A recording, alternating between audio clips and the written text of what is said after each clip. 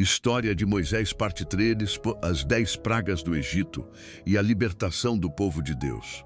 Depois de todas as advertências de Deus, o coração de Faraó permaneceu endurecido. O Egito havia rejeitado o pedido de libertação dos hebreus, e agora o tempo da paciência divina havia chegado ao fim. Moisés e Arão voltaram ao palácio com uma nova mensagem. Não era mais um pedido, era uma declaração de julgamento. Então a primeira praga começou. Diante de Faraó, Arão ergueu sua vara sobre o rio Nilo. No mesmo instante, as águas cristalinas do Egito foram transformadas em sangue, o rio que sustentava a vida do império se tornou morte. Peixes morreram, o cheiro da podridão tomou conta das margens. O Egito inteiro entrou em colapso, mas Faraó não cedeu. Seu coração continuou duro. 7 dias depois, outra praga veio sobre a terra. Do Nilo contaminado surgiram rãs em quantidade impossível de conter. Elas invadiram casas, camas, cozinhas e até os palácios. Nenhum lugar estava livre. O Egito mergulhou no caos, mas Faraó, mesmo incomodado, ainda resistia. Então Deus ordenou que Arão estendesse seu cajado sobre o pó da terra. E o pó se transformou em piolhos sobre todo o Egito. Homens e animais foram atingidos. O desconforto era constante, a humilhação era total. Os magos egípcios reconheceram: isso é o dedo de Deus. Mas Faraó não ouviu. Então veio a quarta praga, sem aviso. Enxames de moscas invadiram o Egito. Casas foram tomadas, comida foi contaminada. O ambiente tornou-se insuportável. Mas algo aconteceu pela primeira vez. A terra de Gósen, onde estavam os hebreus, foi poupada. Ficou claro que Deus fazia distinção entre seu povo e o Egito. Mesmo assim, Faraó endureceu ainda mais o coração. O Egito ainda não tinha visto tudo.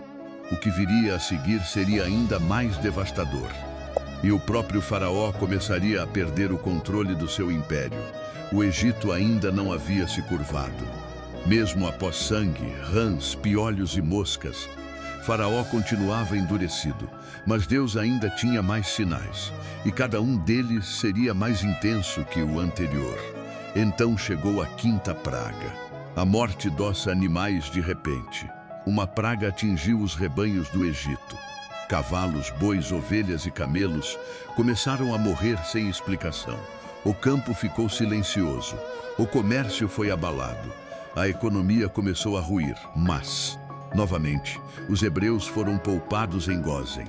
A separação entre o Egito e o povo de Deus se tornava cada vez mais evidente.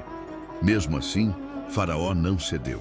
Então Deus ordenou e Moisés lançou cinzas no ar diante de Faraó. Imediatamente feridas dolorosas surgiram no corpo de homens e animais. Essa era a sexta praga. Úlceras se espalharam pelo Egito inteiro. Os próprios magos não conseguiam mais ficar diante de Moisés, tamanha a dor. Mas Faraó continuava resistente. Seu coração permanecia fechado. Então Deus fez descer sobre a terra uma tempestade nunca vista. Caiu sobre o Egito. Granizo pesado destruiu plantações. Relâmpagos queimaram campos inteiros. Tudo o que estava fora de abrigo foi devastado. O Egito nunca havia visto algo assim, mas Faraó, após o caos passar, voltou atrás e endureceu novamente. Então Deus enviou a oitava praga, uma gigante enxame de gafanhotos. Eles cobriram o céu e devoraram tudo o que restava das plantações. Nenhuma folha verde sobrou no Egito. O país entrou em colapso alimentar. Mas Faraó ainda resistia. Então veio uma escuridão tão densa que podia ser sentida. Essa era a nona praga. Durante 3 dias, o Egito ficou em trevas absolutas. Ninguém podia sair do lugar, nem acender luz, mas onde os hebreus estavam, havia luz. Agora o contraste era impossível de ignorar. Mas Faraó ainda disse não. E então veio a última praga naquela noite. O anjo da morte passou pelo Egito. Todos os primogênitos das casas egípcias morreram, do mais humilde ao filho de Faraó. Um clamor tomou conta da nação. Mas nas casas marcadas com sangue, os hebreus foram poupados. Faraó finalmente quebrou. Em choque, Faraó chamou Moisés e Arão e disse: saiam do Egito, levem seu povo. O povo de Israel partiu em direção à liberdade. Mas logo atrás, Faraó se arrependeu, reuniu seu exército e saiu em perseguição. Os hebreus chegaram diante do Mar Vermelho, sem saída, sem escape. Atrás, o exército egípcio se aproximava. Então Deus falou com Moisés. Ele ergueu seu cajado e o mar se abriu. As águas se dividiram como paredes gigantes. O povo atravessou em terra seca. Quando o último hebreu passou, o impossível aconteceu. As águas se fecharam. O exército de Faraó foi destruído. Do outro lado do mar, o povo de Israel estava livre. E Faraó, derrotado, retornava em silêncio ao Egito, sem exército, sem glória, sem poder. O homem que desafiou Deus havia perdido tudo, mas a história do povo de Deus estava apenas começando. E se você está curtindo esse conteúdo, deixe o seu like, aproveite e se inscreva no canal.